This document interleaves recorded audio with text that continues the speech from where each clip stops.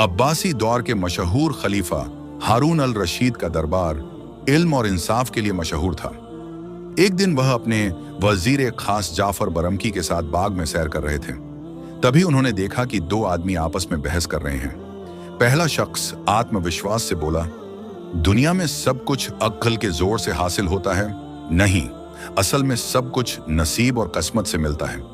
अक्ल तो बस बहाना है। दोनों के लहजे में जिद थी। खलीफा पास आए और पूछा, तुम दोनों किस बात पर झगड़ रहे हो? उन्होंने मामला बता दिया। हारून अल रशीद मुस्कुराए और बोले, आज तुम्हारे झगड़े का फैसला मेरा दरबार करेगा।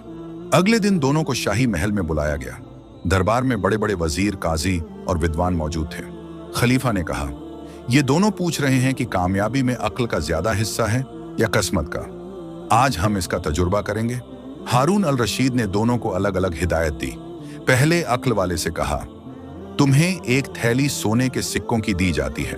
शर्त यह है कि तुम इसे एक गांव के लोगों में इस तरह बांटो कि सब खुश भी रहें और कोई झगड़ा ना हो। फिर नसीब वाले से कहा, तुम्हें भी एक थैली दी जाती है, तुम बस बाहर जाओ, जो पहला शख्स मिले उसे दे देना। अक्ल वाला घंटों योजना बनाता रहा।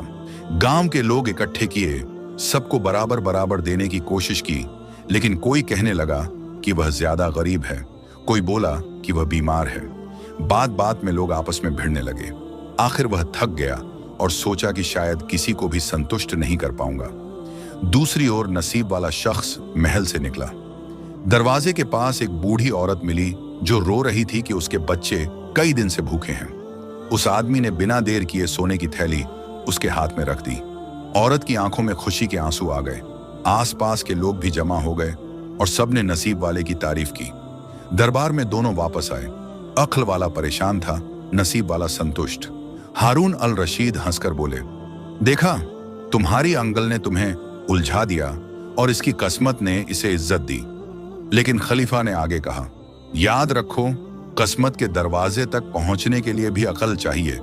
अगर नसीब वाले के पास हिम्मत ना होती तो वह बाहर जाकर मौका ना पाता। अक्ल और किस्मत दोनों एक दूसरे के बिना अधूरे हैं। सभी ने खलीफा की बात पर सर हिलाया। दोनों लोगों ने भी मान लिया कि कामयाबी की राह में अक्ल और किस्मत साथ साथ चलते हैं।